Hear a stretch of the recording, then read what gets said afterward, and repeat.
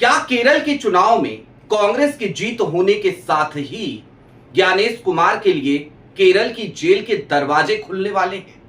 जी हां, आज की तारीख में जब भी ज्ञानेश कुमार को लेकर राहुल गांधी ये कहते हैं कि हम आपको छोड़ेंगे नहीं, तब हर कोई कहता है कि नए नियम बन गए हैं और उन नियमों के तहत अब तो इम्यूनिटी मिली हुई है ज्ञानेश कुमार को, लिहाजा राहुल गांधी चाहे भी तो ज्ञानेश कुमार का बाल भी बांका नहीं कर सकते। लेकिन क्या ये नए नियम उस पुरानी फाइल के खुलने के बाद ज्ञानेश कुमार को बचाने के लिए पर्याप्त होंगे?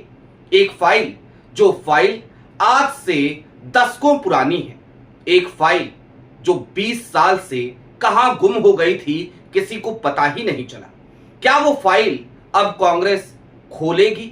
एक ऐसी फाइल जिसमें किसी ने एक आखिरी चिट्ठी लिखी थी, एक ऐसे व्यक्ति ने जो इस देश का नागरिक भी नहीं था, एक ऐसा व्यक्ति जो करप्शन का शिकार हुआ और जिसकी वजह से उसने अपनी जान दे दी। आज ज्ञानेश कुमार के, चुनाव आयुक्त के और चुनाव आयोग के मौजूदा हालिया दिनों की हरकतों पर तो बात करेंगे, लेकिन जरा 20 साल पुरानी वो फाइल एक बार फिर खोलेंगे, क्योंकि ऐसा लगने लगा है कि कांग्रेस उस फाइल को जरूर खोलेगी। नमस्कार, मैं स्वप्निल और आप मुद्दा देख रहे हैं। दोस्तों, आगे बढ़े उससे पहले वही छोटी सी अपील। मुद्दा इन दिनों एक गंभीर आर्थिक संकट से जूझ रहा है। एक तरफ हमारे मेन बैंक अकाउंट्स बीते लंबे समय से फ्रीज चल रहे हैं, तो दूसरी तरफ हमारे 2.5 साल पुराने चैनल को हमसे लंबे समय तक छीन कर रखा गया था। ऐसे में डे टू डे ऑपरेशंस में मुद्दा को काफी मुश्किलों का सामना करना पड़ता है। लिहाजा आपसे गुजारिश है, यदि आप चाहें तो स्क्रीन पर दिख रहे क्यूआर कोड या फिर के नीचे दिख रहे यूपीआई नंबर्स के जरिए मुद्दा की छोटी छोटी मदद जरूर कीजिएगा, ताकि हमारी बेबाकी यूं ही बरकरार रहे, हम खुलकर यूं ही सत्ता से सवाल भी कर सके और इस सिस्टम के लूप होल्स को आपके सामने लाकर यूं ही रखते रहें। अब आगे बढ़ते हैं, उस फाइल की तरफ चलेंगे। 2006 की उस दुखद घटना से आपको रूबरू कराएंगे, लेकिन उससे पहले जरा हालिया घटनाक्रमों को देख लीजिए। मसलन ऐसा लगा जैसे इस बार तो चुनाव आयुक्त, मुख्य चुनाव आयुक्त ज्ञानेश कुमार ने अपने चेहरे से नकाब ही उतार दिया, और ऐसा भी लगा जैसे चुनाव आयोग ने तो खुल करके इस बात को स्वीकार कर लिया कि हां भैया, हमारा और सत्ताधारी दल का यानी कि भारतीय जनता पार्टी का चोली दामन का साथ है। हम एक साथ मिले हुए हैं, एक ही थैली के चट्टे बट्टे हैं, जिसको जो करना है कर ले, जिसको जो बिगाड़ना है बिगाड़ ले। मैं किस घटना का जिक्र कर रहा हूं? आपको याद होगा टीएमसी के सांसद डेरेक ओब्रायन का हालिया दिनों का वो बयान, जिसमें वो बाहर आकर बताते हैं कि मुख्य चुनाव आयुक्त ने हमसे सीधे शब्दों में कहा, गेट लॉस्ट। जरा सोचिए, मुख्य चुनाव आयुक्त एक जनप्रतिनिधि को गेट लॉस्ट कह रहे हैं, जबकि उनकी जिम्मेदारी तो थी कि वो अपनी तरफ से ये भरोसा दिलाते कि ये एक संवैधानिक संस्था है, लिहाजा आपको डरने की जरूरत नहीं, घबराने की जरूरत नहीं, चुनाव निष्पक्ष तरीके से होंगे। लेकिन डेरेक ओब्रायन के इस बयान के ठीक बाद हमें एक ट्वीट भी देखने को मिला था, और ये ट्वीट कहीं और से नहीं बल्कि इलेक्शन कमीशन ऑफ इंडिया के ऑफिशियल ट्विटर अकाउंट से आया था, जिसमें वो टीएमसी को कुछ इस तरीके से समझाने की कोशिश कर रही थी ईसीआई, मानो वो भाषा इलेक्शन कमीशन ऑफ इंडिया की ना होकर के भारतीय जनता पार्टी की हो।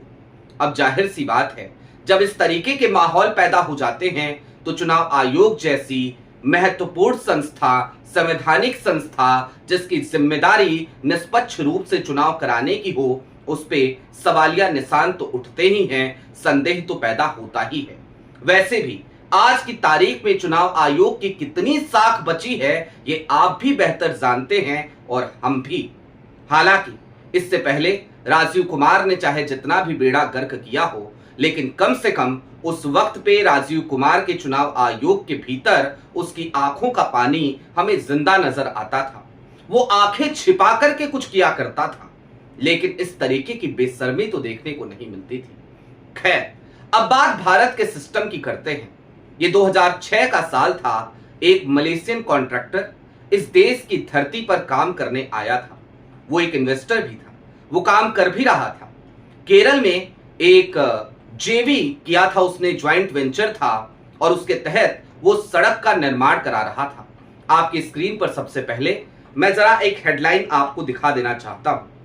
यह हेडलाइन है indiaherald.com की और यह हेडलाइन सीधे तौर पे क्या लिखती है? Named in a suicide note, now ruling the ballot, India's darkest bureaucratic irony. इसके अलावा इंडो मलेशियन जेवी project manager commit suicide, Kerala government in fix. ये इंडिया टुडे की हेडलाइन है। आपको ये दोनों हेडलाइन क्यों दिखाई, जरा अब ये समझ लीजिए। दरअसल इंडिया हेराल्ड वाली हेडलाइन सबसे ज्यादा खुल करके बात करती हुई नजर आती है। जी हां, यह हेडलाइन 2025 में छपी थी, 2006 के उसी केस को लेकर, और यह हेडलाइन उस पूरी कहानी को बयां कर रही थी, बता भी रही थी कि देखिए कैसे वो फाइल गायब हो गई, कैसे उस केस का कुछ पता ही नहीं चला।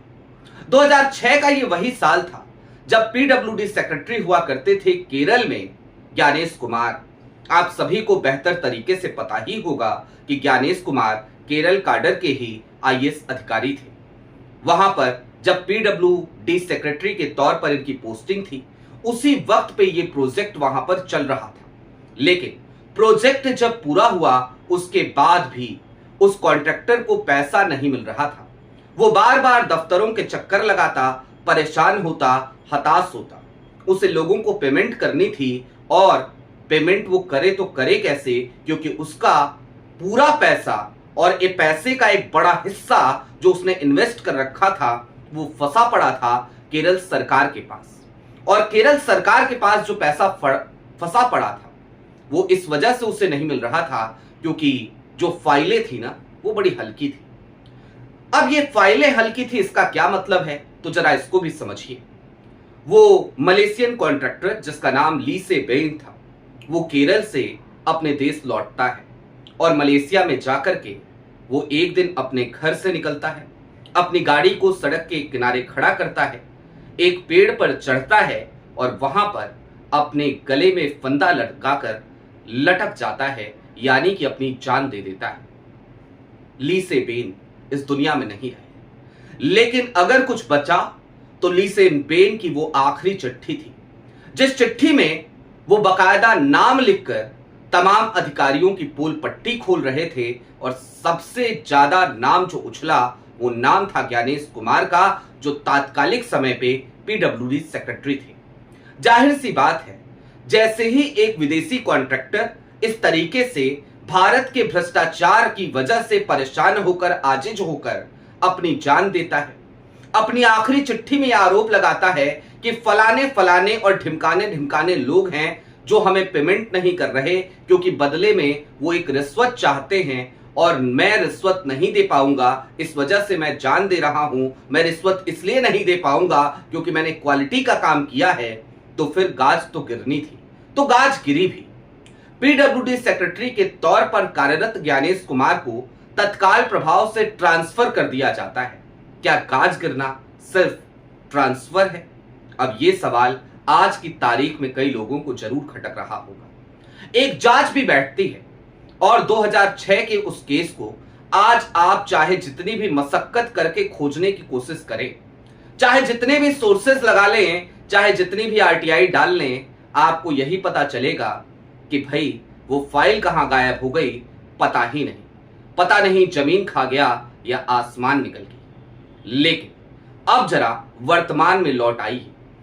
वो फाइल गुम जरूर हुई, लेकिन ली से बेन के साथ न्याय नहीं हो सका और ज्ञानेश कुमार 20 साल बाद आज की तारीख में इस देश की सबसे बड़ी कुर्सी पर बैठे हैं संवैधानिक संस्था की, चुनाव आयोग की।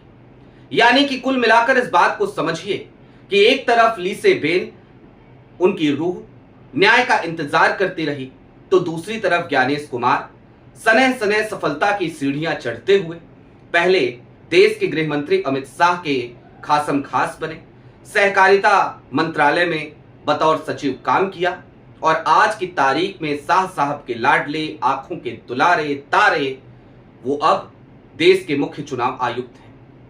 एक ऐसे मुख्य चुनाव आयुक्त जो बार बार विपक्ष को आंखें दिखाते हैं, जो बार बार विपक्ष से सवाल करते नजर आते हैं और जो बार बार विपक्ष पे तंज कसते नजर आते हैं। विपक्ष के हर सवाल का माखौल भी बनाते हैं, लेकिन विपक्ष भी तो विपक्ष ही है ना।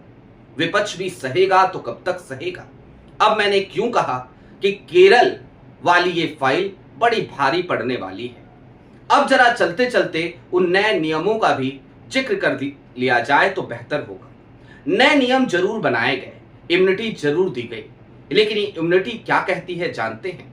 ये इम्यूनिटी ये कहती है कि बतौर मुख्य चुनाव आयुक्त या फिर कि बतौर चुनाव आयुक्त लिए गए अपने कार्यकाल के दौरान किसी भी फैसले की वजह से कोई भी मुकदमा दर्ज नहीं किया जा सकता मुख्य चुनाव आयुक्त या फिर कि चुनाव आयुक्तों पर। यानी कि जिस वक्त पे ज्ञानेश कुमार चुनाव आयोग ज्वाइन करते हैं उस दिन से लेकर के आज तक जो भी वो फैसले ले रहे हैं उस फैसले को चैलेंज नहीं किया जा सकता। उस फैसले को चैलेंज तो किया जा सकता है, लेकिन उसके लिए ज्ञानेश कुमार को कोई सजा नहीं दी जा सकती। जाहिर सी बात है यहां पर तो इम्यूनिटी मिली ही हुई है। लेकिन व्हाट अबाउट केरला? और आज की तारीख में आप सबको पता है कांग्रेस केरल में जीत के मुहाने पर खड़ी है। राहुल गांधी बार बार कहते हैं किसी को भी छोड़ा नहीं जाएगा, तो जाहिर सी बात है केरल में ही दबी वो फाइल आज की तारीख में ज्ञानेश कुमार का सरदर्द बढ़ाने के लिए काफी है। अगर राहुल गांधी चाहें तो केरल में जीत हासिल करने के बाद वो उस फाइल को खुलवा सकते हैं। अगर राहुल गांधी चाहें तो उस फाइल की बदौलत वो कटघरे में ज्ञानेश कुमार को खड़ा भी करवा सकते हैं, और अगर राहुल गांधी चाहे और दोष साबित होता है, सिद्ध होता है ज्ञानेश कुमार का, तो उनको सजा भी दिलवा सकते हैं।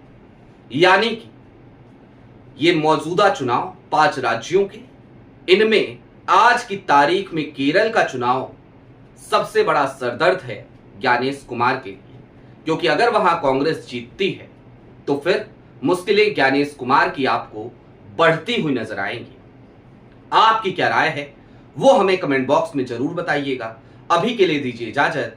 चलते चलते फिर वही अपील, चैनल पे नए हो तो सब्सक्राइब करते हुए जाइएगा, सक्षम हो तो मुद्दा की छोटी छोटी मदद जरूर कीजिएगा, ताकि हम लगातार अपनी बेबाकी को यूं ही बरकरार रख सकें उस वक्त पे जब हमारे तमाम हौसलों को तोड़ने की कोशिशें लगातार जारी हैं, जब हम आर्थिक रूप से लगातार एक गंभीर संकट का सामना कर रहे हैं, लेकिन फिर भी आपकी मोहब्बत, आपके भरोसे, आपकी दी हुई ताकत और आपके दिए हुए हौसले की बदौलत बोले जा रहे हैं। बहुत शुक्रिया।